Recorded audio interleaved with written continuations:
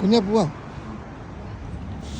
അങ്ങനെ മ്യൂണിക്കിലോട്ടുള്ള യാത്രയ്ക്ക് വേണ്ടി ഞങ്ങൾ ഇവിടെ അങ്ങനെ വേണ്ട വേണ്ട വേണ്ട ഞങ്ങൾ പോട്ടെ. അങ്ങനെ വേണ്ട മടക്കാച്ചി വണ്ടി ഇപ്പൊ പോ. കുറച്ച് നാളുകൾക്ക് ശേഷം ഒരു അവധി കിട്ടിയപ്പോൾ ഞങ്ങൾ മ്യൂണിക്ക് വരെ പോവാന്ന് കരുതി. ട്രെയിനിലിരുന്ന് ഉറങ്ങാത്തതുകൊണ്ട് ഒട്ടും സമയം പോവാതെ മ്യൂണിക്ക് എത്തി.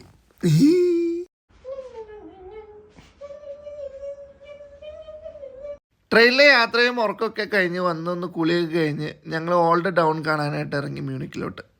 കുഞ്ഞതെന്തുവാ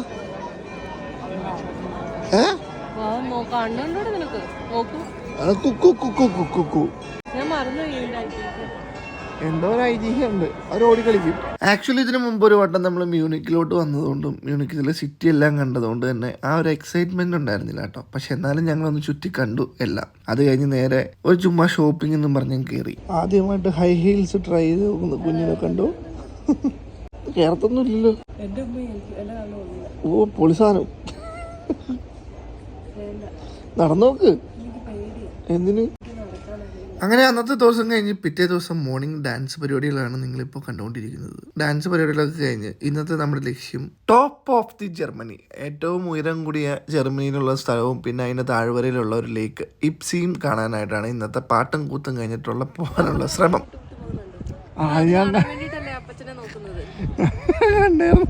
മ്യൂണിക്കിൽ നിന്ന് നമ്മുടെ യാത്ര ആരംഭിക്കുകയാണ്. എങ്ങോട്ടാണ് നമ്മുടെ യാത്ര?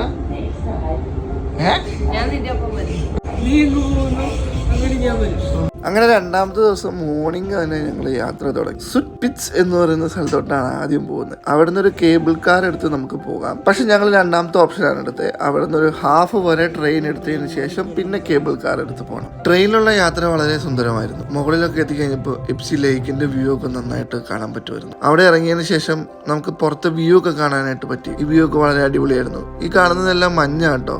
ഞാൻ ആദ്യം വിചാരിച്ചെന്തോ വെള്ള കളർ പാറ എന്നൊക്കെ വിചാരിച്ചത്. അതിന് മുകളിലൊരു ചെറിയ കപ്പേലയും റെസ്റ്റോറൻറ്റ്സും സംഭവങ്ങളൊക്കെ ഉണ്ട്. അവിടെ നമുക്ക് കുറച്ച് നേരം ലേ ഔട്ട് ചെയ്യാം. മഞ്ഞത്ത് പിള്ളേർക്ക് സ്കീയിങ് ഒക്കെ ചെയ്യാം. പിന്നെ അവിടെ ഞങ്ങൾ കുറച്ച് നേരം സ്പെൻഡ് ചെയ്തതിന് ശേഷം ഞങ്ങൾ അവിടെ നിന്ന് നേരെ മുകളിലോട്ട് ദ മെയിൻ പ്ലേസ് ഏറ്റവും ടോപ്പിലോട്ട് പോകാൻ തുടങ്ങി. അവിടെ നിന്നുള്ള കേബിൾ കാർ ചെറുതായിരുന്നു. അതിനകത്ത് കയറി നമുക്ക് അതിന്റെ ടോപ്പിൽ എത്താൻ പറ്റും. പക്ഷെ അവിടുന്ന് ഹൈക്ക് ചെയ്ത് വരുന്ന ആളുകളും ഉണ്ട് കേട്ടോ. ഇതാണ് അതിന്റെ ഏറ്റവും ടോപ്പ് പോയിന്റ് എന്ന് പറയുന്നത്. ഇവിടെ നമുക്ക് ചെറിയൊരു ഹൈക്ക് പോലെ ചെയ്യാൻ പറ്റും. പിന്നെ അതിന്റെ ഉള്ളിലുള്ള റെസ്റ്റോറൻറ്റിൽ നിന്ന് ഫുഡൊക്കെ കഴിച്ച് പതിയെ ഞങ്ങൾ അങ്ങ് ഇറങ്ങി. മുകളിലോട്ട് നമ്മൾ കയറുമ്പം സ്പ്ലിറ്റ് ചെയ്ത് പോയതുകൊണ്ട് അതിന്റെ ഇന്റൻസിറ്റി അറിഞ്ഞില്ല. പക്ഷെ താഴത്തോട്ട് ഏകദേശം 15 മിനിറ്റ് എടുത്തിട്ടാണ് നമ്മൾ ആ എയർ കാറിലെ താഴത്തോട്ട് വന്നത്. പിന്നെ നമ്മൾ ലേക്ക് എക്സ്പ്ലോർ ചെയ്യാനായിട്ട് ഇറങ്ങി. പണ്ട് കോളേജ് ടൂറൊക്കെ പോയപ്പം ഇങ്ങനത്തെ ബോട്ട് കൊടൈക്കനാലിൽ ഉപയോഗിച്ചിട്ടുണ്ട്. അതൊക്കെ ഓർമ്മ വന്ന് നൊസ്റ്റാൾജിയ അടിച്ച് അങ്ങ് ചവിട്ടി. ബോട്ട് യാത്രയൊക്കെ കഴിഞ്ഞ് കഴിഞ്ഞപ്പം ഞങ്ങളൊരു ചെറിയ വാക്കിന് ഇറങ്ങി. ലേക്കിന്റെ സൈഡിൽ കൂടെയൊക്കെ ഒന്ന് നടന്ന് ഒരു സ്ഥലത്ത് പോയി സമാധാനമായിട്ട് കുറച്ചേരം ഇരുന്ന് അതിന് പോയവരൊക്കെ കമന്റൊക്കെ അടിച്ച് ഞങ്ങൾ തിരിച്ചു.